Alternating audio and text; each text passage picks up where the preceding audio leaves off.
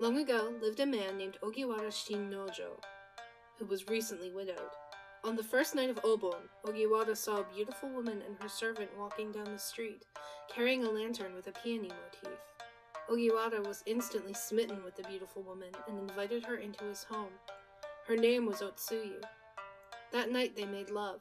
Otsuyu stayed with Ogiwara until long after the moon had set and the lamplight had grown faint, when she reluctantly bid him farewell and left into the early morning. To Ogiwara's delight, Otsuyu and her servant returned the following evening, carrying the same peony lantern. Ogiwara fell deeply in love with Otsuyu. He quickly lost interest in seeing anybody but her. Ogiwara no longer left his house and stopped taking care of himself. Night after night, Otsuyu visited Ogiwara's house. Each night they made love, and each night she left before dawn. 20 days passed. Ogiwara's neighbors began to grow concerned for him. Next door to Ogiwara lived a wise old man. One night the old man heard laughing and singing coming from next door. He peeked through a hole in Ogiwara's wall. However, instead of a beautiful woman, he saw Ogiwara entwined in the bony arms of a skeleton. When Ogiwara spoke, the skeleton nodded its head and moved its arms and legs.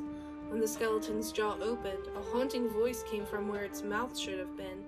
The old man was horrified. As soon as day came, the old man called for Ogiwara. He warned Ogiwara that Otsuyu was really a ghost, and told him to go to a temple at once. Ogiwara heeded the old man's advice. At the temple, Ogiwara discovered Otsuyu's grave, with her old and tattered peony lantern draped across it.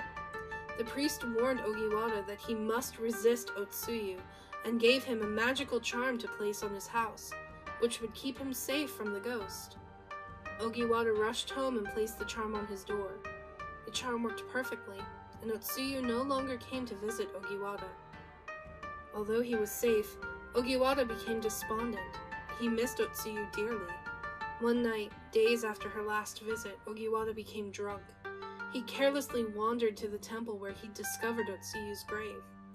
At the temple gate, Otsuyu appeared to him and led him to her home, her coffin.